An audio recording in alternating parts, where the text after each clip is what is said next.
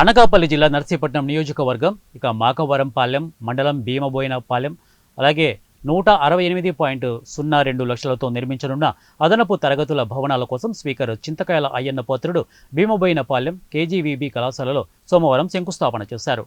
ఈ సందర్భంగా ఏర్పాటు చేసిన సభలో స్పీకర్ అయ్యన్న పాత్రుడు మాట్లాడుతూ ఏడాది కాలంలో నియోజకవర్గంలో 97 కోట్ల విలువైన పలు అభివృద్ధి పనులు చేపట్టినట్లు తెలిపారు.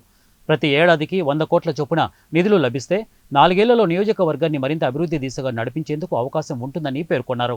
గత ప్రభుత్వ హయాంలో అనుమతులు లేకుండానే మెడికల్ కాలేజీ నిర్మాణం చేపట్టారని, అయితే ఆ కాలేజీని అలా వదిలిపెట్టకుండా కార్పొరేట్ సంస్థలతో చర్చించి పూర్తి చేసే బాధ్యతను తీసుకుంటామని వారన్నారు. ఇక నర్సీపట్నంలో డిగ్రీ కాలేజీ మొదలుకొని ఇంజనీరింగ్ కాలేజీ వరకు అన్ని తెలుగుదేశం పార్టీ హయాంలోనే వచ్చాయని అన్నారు.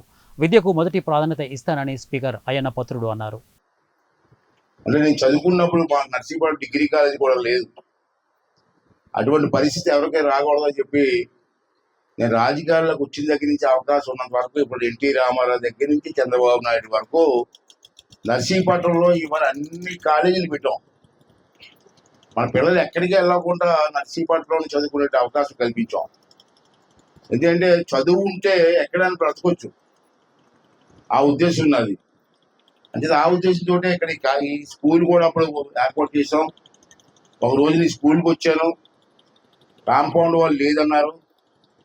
కాంపౌండ్ వాళ్ళకి పిల్లలకి ఇబ్బంది, ఆడపిల్లలు అంతా ఉన్నారని చెప్పి ఉద్దేశంతో ఈ గోడ కట్టడానికి 16 లక్షల రూపాయలు ఇచ్చాను.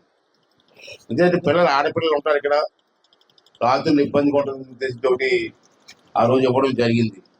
అలాగే ఇప్పుడున్న స్కూల్ బిల్డింగ్ సరిపోవట్లేదని చెప్పారు, క్లాస్ రూమ్లు సరిపోవట్లేదంటే ఇక్కడ ఇప్పుడు నేను